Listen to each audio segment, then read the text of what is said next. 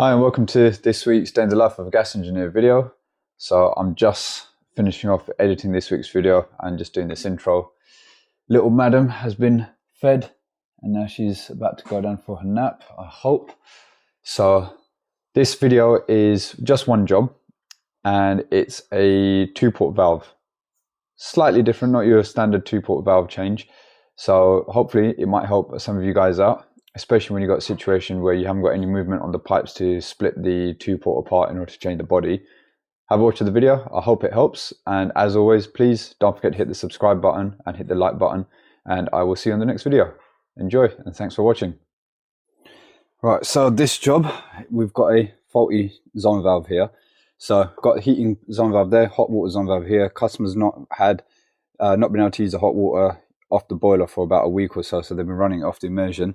Cylinder stats on, so we've got demand there, but that, if you look at that, it's just springing back. It's not doing anything. So I've got a synchron motor with me. Hopefully this fits this, because I've inquired about these and you have to get the whole head. I don't think you can just change the sorry, this is a melt head, so you can get a replacement one of these. If it's the plastic one with the connector block inside, I think they've been discontinued from what I've been told. But hopefully synchron motor will sort it out.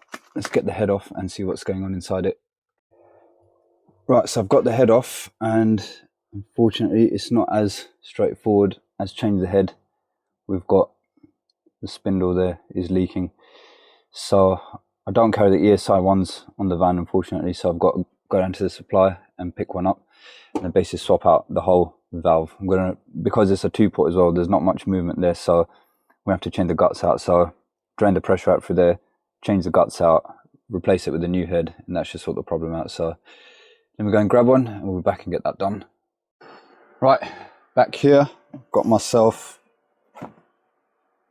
the ESI 2-port valve. So because that's leaking from there, I've got to change the guts out now. The way I'm going to do it, luckily it's a seal system. We've got a Wiesmann system boiler here, so just turn the power off to that, turn the spur off. So now the power's all dead there.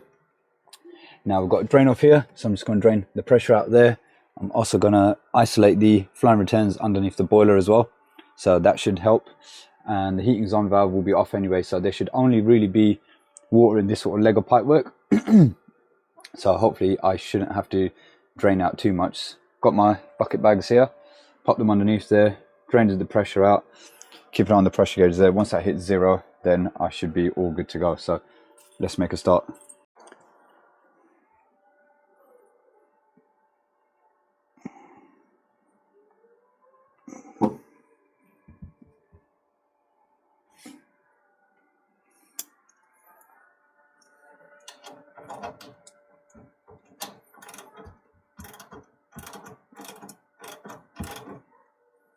Oh, don't tell me the rubber's seized.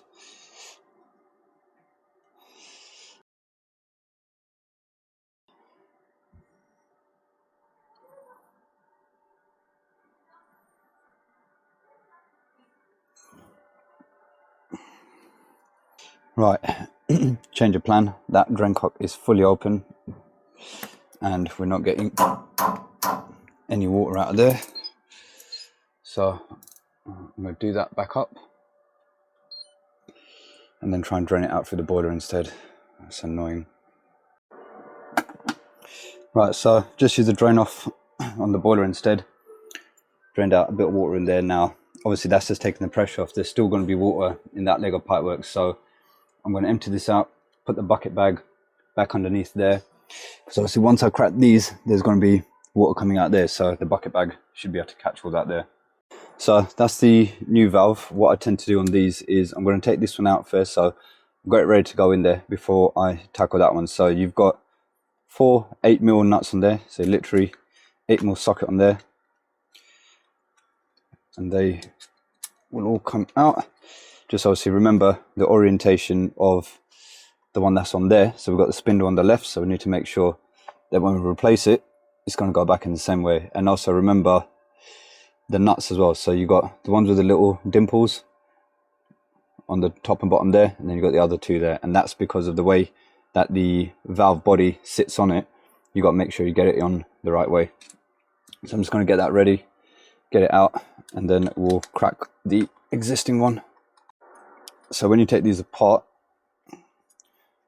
you've got the ball in there, so that's very similar to the Honeywell, but this O-ring is different to the one that you get in the Honeywell ones. Honeywell, you get a black O-ring and it's a smaller one, so it won't actually fit in these bodies. So although the body looks very similar to the Honeywell one, I've tried it before and it doesn't work. Even the threads on these are different. So that's why if you're going to be swapping out the guts for an ESI 2-port valve, you want to make sure you get another ESI one.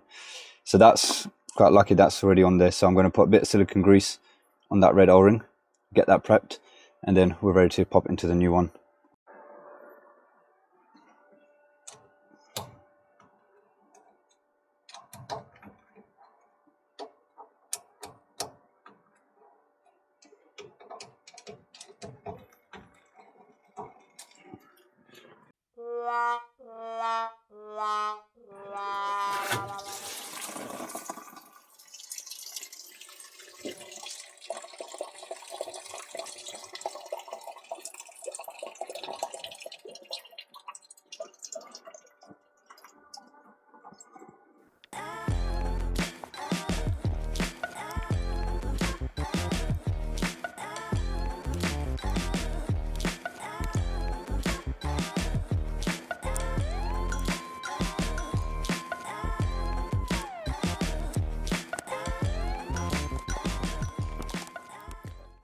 There we go, that's the new guts on there.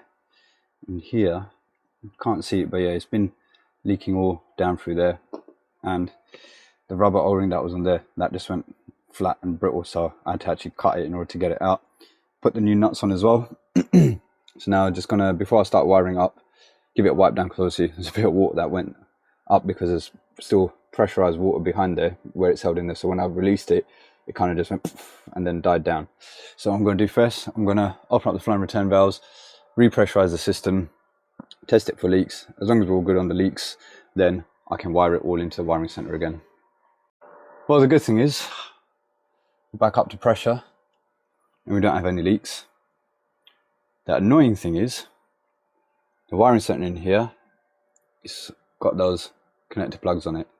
And my zone valve just has wires on it, which means I hope if I cut this, it will have the 5 cores inside it, which will allow me to, or can I just change?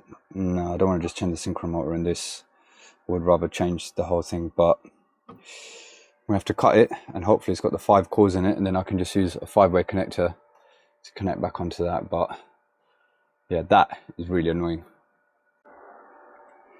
Fortunately, it does. We've got a 5 cores in there, so I just have to make up with a 5-way connector, which annoyingly I didn't bring up with me. So it means I've got to go back to the van, get a 5-way connector, and the tenant's just, or customer, sorry, has just popped out to take their kids to karate class or something. So I've got to wait for her to come back before I can leave. Otherwise, I don't know if I'll be able to get back in. So yeah, just got to wait for that now. But other than that, the zone valve is all done. Right, that's all wired up. So got a 5-way connector on there. Now, moment of truth. Power that on. Boiler's on. Got demand on the cylinder start, so that should probably already start motoring over. Yeah, look, there you go. That's already motoring over. Hear the click. Boiler's got demand. Now just wait for the flame.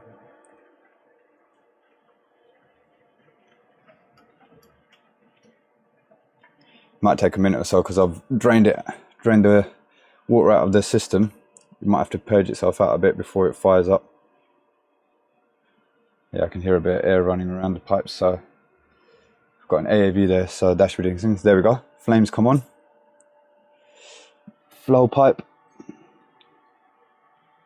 starting to get warm. Now we just want to wait for, we've got a primary flow pipe here. That's already starting to get heat to it. That's getting warm. And that is going to be going down there. Cylinder flow is getting warm. And cylinder return. Obviously we don't want it to get warm too quickly because we went to run around the coil. Yeah, there we go. We've got heat coming back down the return. Going back to the boiler. 2 port is open. Happy days.